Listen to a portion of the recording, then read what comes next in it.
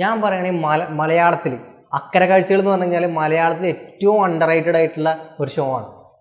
എല്ലാവരും കണ്ടൊരു സംഭവം, എല്ലാവരും എന്ന് പറഞ്ഞാൽ എല്ലാവരും ഒരിക്കലെങ്കിലും കണ്ടിരിക്കേണ്ട ഒരു ഷോ ആണ് അക്കരെ കാഴ്ചകൾ. അത്രയും അടിപൊളി. ഇപ്പം നമ്മൾ ചില ആൾക്കാരെ പറഞ്ഞു ഫ്രണ്ട്സ് ഞാൻ റീവാച്ച് ചെയ്തിട്ടുണ്ട്, ഞാൻ 10 പ്രാവശ്യം 20 പ്രാവശ്യം കാണല്ലോ എന്നൊക്കെ പറയും. പക്ഷെ ഞാൻ പറയണേ നമ്മൾ ഫ്രണ്ട്സിനെ വെച്ച് കമ്പയർ ചെയ്യല്ല. പക്ഷെ മലയാളത്തിൽ ഇതുപോലത്തെ ഒരു ജെമ്മ് അല്ലെങ്കിൽ എന്താ പറയുക, എല്ലാവരും കണ്ടിരിക്കേണ്ട ഒരു സംഭവമാണ്. അത്രയും തമാശക്ക് തമാശ, ചിന്തിക്കാൻ എല്ലാതും അതിലൊരു അടിപൊളി ഒരു എന്താ പറയുക ഒരു സീരീസ്, ഒരു ടെലികോം സീരീസ് ആയിരുന്നത് അക്കരെ കാഴ്ചകൾ എന്ന് പറഞ്ഞിട്ട്. അതിൻ്റെ പല ക്യാരക്ടേഴ്സും.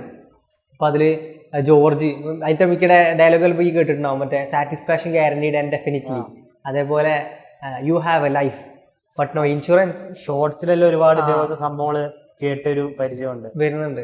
അപ്പോൾ അത് പക്ഷേ മിക്ക ആൾക്കാരും അത് കാണുന്നില്ല. അതിപ്പോൾ യൂട്യൂബിൽ ഫ്രീ ആയിട്ട് അവൈലബിൾ ആണ്. അത്ര അടിപൊളിയായിട്ടുള്ള ഷോ ആണ്. പിന്നെ അതേപോലെ അതിൻ്റെ അപ്പച്ചനുണ്ട്, ജോർജ്, പിന്നെ അങ്ങനെ ഓരോ ക്യാരക്ടേഴ്സ് ഉണ്ടാവില്ല, അവരൊക്കെ നമ്മുടെ മനസ്സിൽ ഇപ്പോഴും ഉണ്ട്. പിന്നെ മറ്റേ നമ്മളെ ഗ്രഗറി പറഞ്ഞിട്ട് ഒരു ക്യാരക്ടർ ഉണ്ട്. ഇപ്പോഴും എപ്പോഴും ദുൽഖറിനൊക്കെ അഭിനയിച്ച് പല സിനിമകളിൽ ABCDയിൽ ദുൽഖറിനൊപ്പം അഭിനയിച്ചിട്ടില്ലേ, അയാളൊക്കെ പണ്ട് ചെയ്തിരുന്ന ഇതിലായിരുന്നു. ഇതിൻ്റെ ഒരു കോണ്ടെക്സ്റ്റ് എന്ന് പറഞ്ഞു കഴിഞ്ഞാൽ അമേരിക്കയിൽ ജീവിക്കുന്ന കുറച്ച് മലയാളികൾ.